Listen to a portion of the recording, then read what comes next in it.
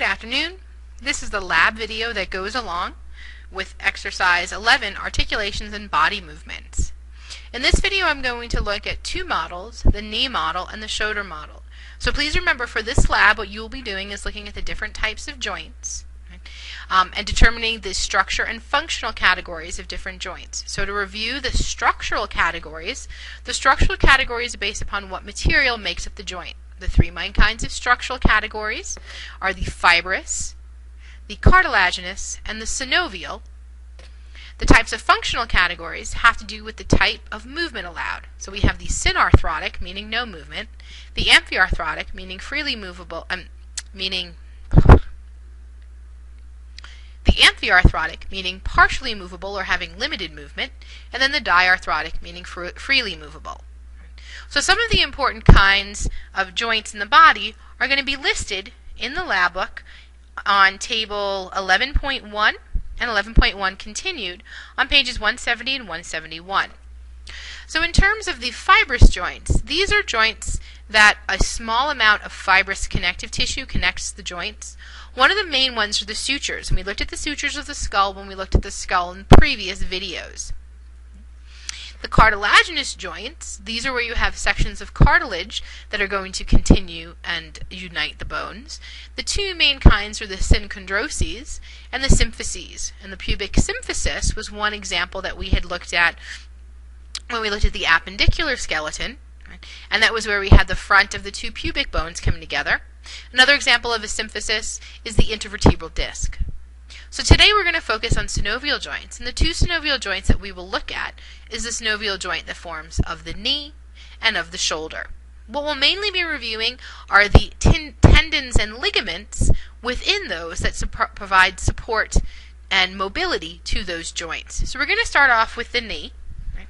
And the knee is given in figure 11.7 on page 177 in the lab book. Okay. So here is our knee model, and the knee is really comprised of the interaction of four bones. So we have the femur, the tibia, the fibula, and the patella. Right. Now this model has only the bones and the tendons and ligaments, none of the musculature in place. The knee has the ability to bend, so it does flexion and extension. So when we take a look at this, we have the most obvious structure is this structure here. This is the tendon that goes from the quadriceps muscle to the patella, and then from the patella down to the tibia, this would be called the patellar ligament. Remember, tendons connect muscle to bone, and ligaments connect bone to bone.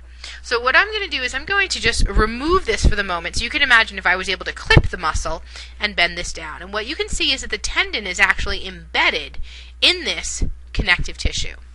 So now we're able to see the front portion of the femur and the top portion of the tibia. Now the femur and the tibia sit on top of one another, but there's not a really tight association of bone here. So in order to make these rounded condyles sit better on the fairly flat surface of the tibia, there are these two fibrocartilage structures that are called the meniscus. And now if I bend this back, you can see the meniscus much more clearly. Here's one, and here's the other meniscus. And if you look at the human cadaver dissection, you see this very nicely in the human cadaver. What these discs or menisci do is they help to even out the fluid within the joint. Remember, synovial joints all have synovial fluid within them. That fluid is a hallmark or a requirement for these kinds of joints. When I bend this back, you should also notice that within here there are some ligaments. These are extremely important ligaments. And if any of you are athletic fans, especially football fans, you've heard of these before. These are the cruciate ligaments. So we have the anterior cruciate ligament that goes from the front region towards the back. And then we have the posterior cruciate ligament that goes from the back region towards the front. Cruciate, crucifix, means to cross. So these ligaments, the anterior goes from the front and attaches to the back. The posterior starts at the back and goes towards the front. And they form this little X. And what that does, that prevents the femur from moving forward or backward relative to the tibia. Right? This is the kind of thing that if these are damaged, these usually need to be repaired surgically. The other two really obvious ligaments are on the sides here, one and 2, and these are called the collateral ligaments. Right? This would be the tibial collateral ligament, which goes from the femur to the tibia. This would be the fibular collateral ligament, which goes from the femur to the fibula, the much thinner bone. Okay? You may have also heard these referred to as the medial collateral ligament, but that's actually kind of a misnomer. You want to refer to these as the tibial collateral ligament and the fibular collateral ligament. Now the other model that I'm going to show you is the shoulder model. Right? So the shoulder model coincides with the figure that is not shown in the lab book. However, it is covered in the lecture notes. So you will want to take a look at this. So the bones that we have in the shoulder, I'm going to take this off the rack, it's just a bit easier.